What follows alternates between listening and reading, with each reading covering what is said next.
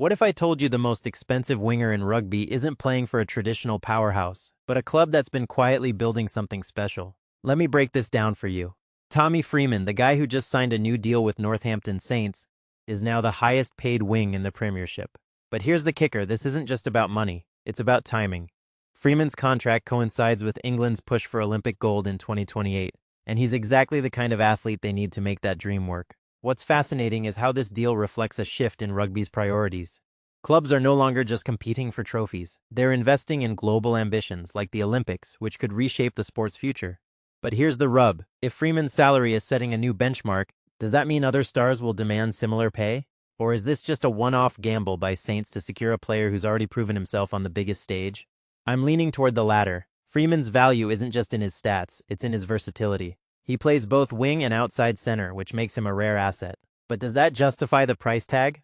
I'll be watching to see if this becomes a trend or an outlier. Now, let's talk about R360. This Rebel competition is trying to launch in 2028, right after the World Cup.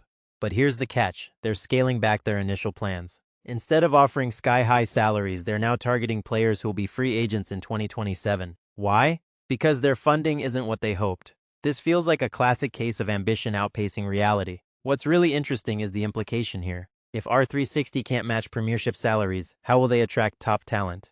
They'll have to rely on something else, maybe a different playing style or a more flexible structure. But let's be honest, money talks in rugby. If they can't offer competitive pay, they're going to struggle to build a roster that can compete with established leagues. It's a gamble, but one that could either revolutionize the sport or become a cautionary tale about overreaching. And then there's Nick Kennedy. The Saracens recruitment guru is now on a shortlist for La Rochelle's sporting director job. But here's the thing, Kennedy's not exactly eager to leave North London. Why? Because he's built something at Saracens. He's been there since 2018, and that kind of stability is rare in rugby. What does this say about the state of coaching? It suggests that while clubs are always looking for new faces, the best ones are often the ones who've stayed the course. If La Rochelle wants Kennedy, they'll need to offer more than just a title. They'll need to convince him that leaving Saracens is worth it. And honestly, I don't see that happening unless there's a seismic shift in the French league structure. Meanwhile, Harlequins are in a pickle. Their skipper, Alex Dombrandt, is out for most of next season after a knee injury. That's a huge blow. But here's where it gets messy. They're looking at players from Newcastle, but what if those guys aren't available? This highlights a bigger problem in rugby. How do you replace a leader? It's not just about finding someone with the same skills. It's about finding someone who can carry the team's spirit. And that's harder than it looks. I wonder if this is a sign of things to come. With injuries becoming more common, teams might need to rethink their strategies for depth and leadership. Let's not forget about Lord Botham. The cricket legend is getting annoyed at people questioning why his grandson plays for Wales. It's a reminder that rugby, like cricket, is deeply tied to identity.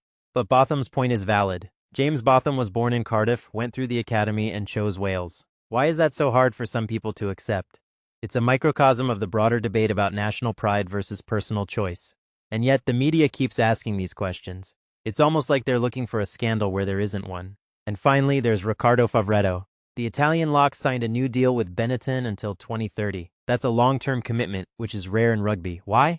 Because Favretto's not just a good player, he's a leader. He's made 83 appearances and been capped 16 times for Italy. But here's the thing, in rugby, loyalty is a double-edged sword. If Favretto stays, he'll be a cornerstone of Benetton's future. But if he leaves, it could be a massive blow. This deal shows that some players are choosing stability over the chaos of the transfer market. And maybe that's the way forward, players valuing long-term growth over short-term gains. So, what does all this mean? It means rugby is at a crossroads. Clubs are investing in global dreams, players are demanding more, and the game itself is evolving. But the question remains, can these changes coexist without tearing the sport apart? I think they can, but only if everyone involved is willing to adapt. Because at the end of the day, rugby isn't just about contracts or transfers. It's about passion, legacy, and the stories we tell about the players who make it happen.